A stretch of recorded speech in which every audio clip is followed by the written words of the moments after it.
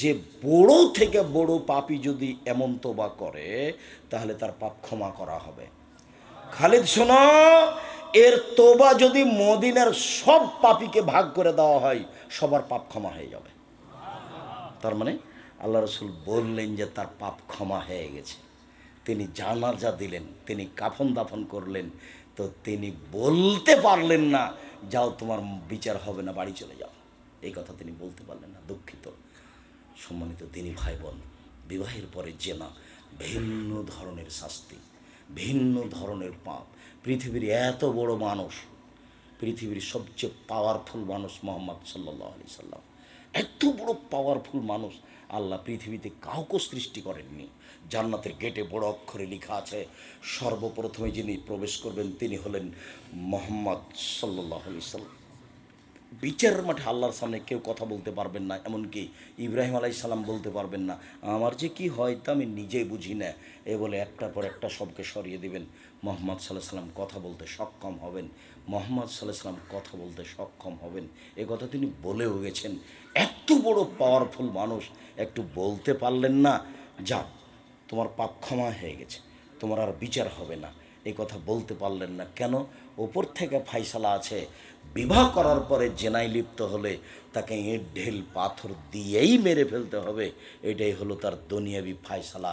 পরকালে তার জান্নাতও হতে পারে, পরকালে তার জাহান্নাম হতে পারে। সম্মানিত দিনী ভাই বোন, এই পাপ হলো সুদের পাপ। জেনে শুনে যদি 1 টাকা সুদ খাই, 36 বার জেনা করে যত পাপ হবে 1 টাকা সুদ খেলে তার চেয়ে বেশি পাপ হবে। সুদের পাপের 70টি ভাগ রয়েছে, বড় থেকে ছোট, ছোট থেকে বড়। সবচেয়ে ছোট ভাগ হলো মার সাথে জেনা করলে যেমন পাপ হয়, পাপের জগতে কোনো পাপের ভাষা এরকম নয়। আপনাকে তো আমি বলছি মদ খারাপ, একদিন মদ খেলে 40 দিন ইবাদত কবুল হবে না, ও এক ব্যতিক্রম পাপ। একদিন মদ খেলে 40 দিন আল্লাহকে নিজের দিকে করা যাবে না, ও এক ব্যতিক্রম পাপ। একদিন মদ খেলে তার পাপটা হয়ে গেল সরস্বতী, ভগবতী, কালী, দুর্গাকে পূজা করার মতো, এ এক ব্যতিক্রম পাপ। তারপরে ভাষা এমনটা নয়, একদিন মদ খেলে ফলাফল জাহান্নাম। 4 শ্রেণীর মানুষ জান্নাতে যাবে না। 1, কোন বাপ মাকে মানে না যে। 2, কাম্মার জুয়া খেলে যে। 1 মিনিট এই চলে, প্রত্যেক যেই খেলাতে টাকার হারজিত রয়েছে তার নাম জুয়া। পৃথিবীর যে কোনো স্থানে যে কোনো খেলায় যদি টাকার হারজিত থাকে তার নাম হলো জুয়া। টাকার হারজিত নেই, শরীর চর্চা আছে, তখন খেলা যায়। যেমন ফুটবল, ভলিবল, ক্রিকেট, টাকার হারজিত নেই কিন্তু শরীর চর্চা আছে, তখন জায়েজ। টাকার হারজিতও নেই, শরীর চর্চাও নেই, বসে বসে চলে, এই খেলা বেশি খারাপ। আল্লাহ রসুল বলছেন মান লাইবাবেন নারদেশির ফাঁকা দাঁত খালা ইয়াদাহ ফি দামে খিঞ্জির।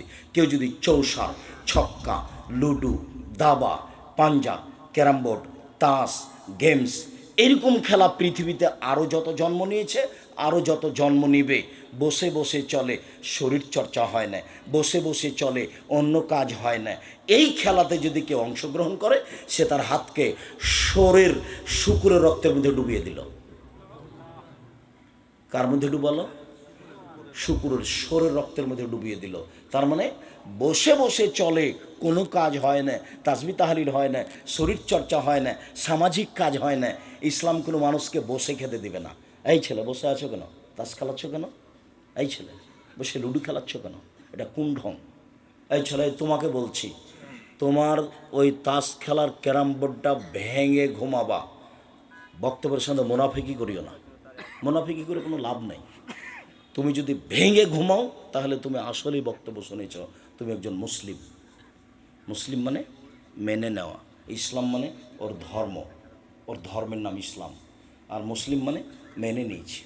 চৌসার, ছক্কা, লুডু, দাবা, পাঞ্জা, ক্যারামবোর্ড, তাস, গেমস যেগুলো বসে বসে চলে, এগুলো শরীয়ত খুব শক্তভাবে দেখেছে। মধ্যখানে একটা কথা বারবার আঘাত করছে, আপনার স্ত্রীকে বলে এসেছি অনেক কিছু, তারপর আমি কষ্ট পাচ্ছি একটু না বললে। আপনার স্ত্রী আপনার বাচ্চার হাতে গেমস খেলতে দিয়েছে, বাচ্চাকে একটা মোবাইল, আর আপনার স্ত্রী স্টার জালসা নিয়ে বসে আছে।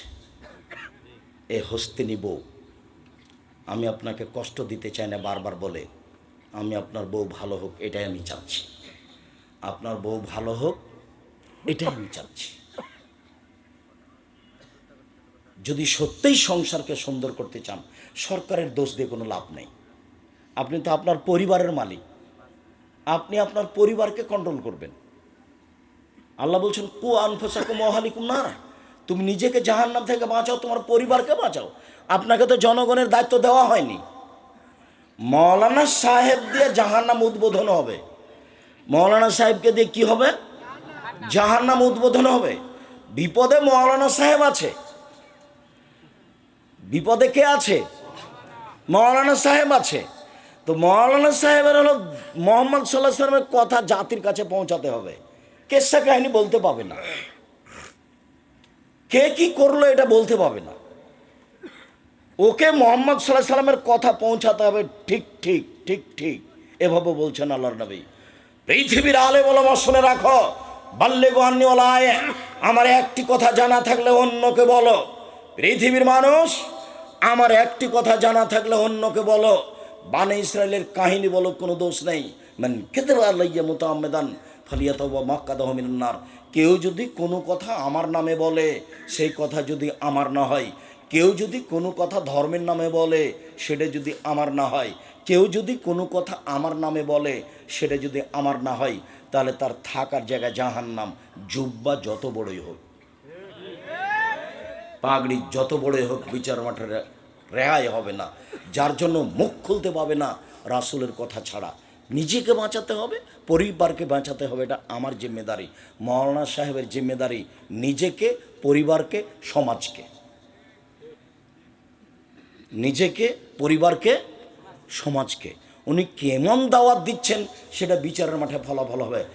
এই ছেলে, আমরা আলোচনার শেষের দিকে চলে আসলাম। সুদের আলোচনায় একটা লম্বা হাদিসের একটা অংশ বলবো, সেই জন্য হাদিসটা আমি মুখে বলছি। হাদিস বুখারী মুসলিম, আমার দিকে এক খেলে চেয়ে থাকবেন। যার একটা কথা আসবে সুদের ব্যাপারে, এদিকে দেখেন। সামর ইবনে জুনদুব রাদিয়াল্লাহু তাআলা আনহু বলেন, আল্লাহর নবী ফজরের সলাত আদায় করেই আমাদের দিকে মুখামুখি বসতেন, আমাদের জিজ্ঞাসা করতেন, তোমরা স্বপ্নে কিছু দেখেছো কি? আমরা কেউ কিছু দেখলে বলতাম, তখন তিনি স্বপ্নের তাবির করে দিতেন। বলতেন, তোমার স্বপ্নের তাবির এই, তোমার স্বপ্নের তাবির এই। তো একদিন তিনি আমাদেরকে জিজ্ঞাসা করলেন, সঙ্গী সাথী, গত রাত্রে স্বপ্নে কেউ কিছু দেখেছ? আমরা বললাম জি না। তখন তিনি বলছেন, শোনো শোনো, আমি দুইজন লোককে দেখেছি। তারা আমার কাছে আসলো, দুই হাত ধরলো, ধরে নিয়ে চলে যাচ্ছে বাইতুল মুকাদ্দাসের দিকে। যেতে যেতে দেখি একটা লোক বসে আছে আর একটা লোক দাঁড়িয়ে আছে। যে লোকটা দাঁড়িয়ে আছে তার হাতে একটা লোহার বাঁকা লাঠি রয়েছে, মুখের ডান দিক দিয়ে ঢুকিয়ে চিরে পিছন দিকে নিয়ে যাচ্ছে, আবার বের করে মুখের বাম দিকে লাগাচ্ছে। তো বাম দিক চিরতে না চিরতে দেখে ডান দিক ঠিক হয়ে গেছে, আবার বের করে ডান দিকে নিয়ে আসছে। আমি বললাম, মা যা, এ কী দৃশ্য? তো তারা দুজন বলছেন, চলতে থাকে চলতে থাকে। তা আমি কিছু না বলে চলতে থাকলাম। চলতে চলতে দেখছি যে একটা লোক চিত হয়ে শুয়ে আছে, আর একটা লোক পাশে দাঁড়িয়ে আছে, তার হাতে একটা বড় পাথর আছে। মারছে পাথর তার মাথার উপরে, মাথা একবারে ভেঙে চৌচির হয়ে যাচ্ছে, পাথরটা ছিটকে দূরে চলে যাচ্ছে। ও পাথরটা আনতে যাচ্ছে, আনতে না আনতে দেখে মাথা ঠিক হয়ে গেছে, আবার মারছে। তা আমি বললাম, এ কী দৃশ্য, ব্যাপারটা কি, এ কোন শাস্তি? তো কি ব্যাপার? তারা দুজন বললেন, চলতে থাকেন। আমি কিছু না বলে চলতে থাকলাম। আস্তে আস্তে দেখি একটা গর্তের মতো, চুলহার মতো একটা গর্ত, উপরের দিক সংকীর্ণ, নিচের দিক প্রশস্ত।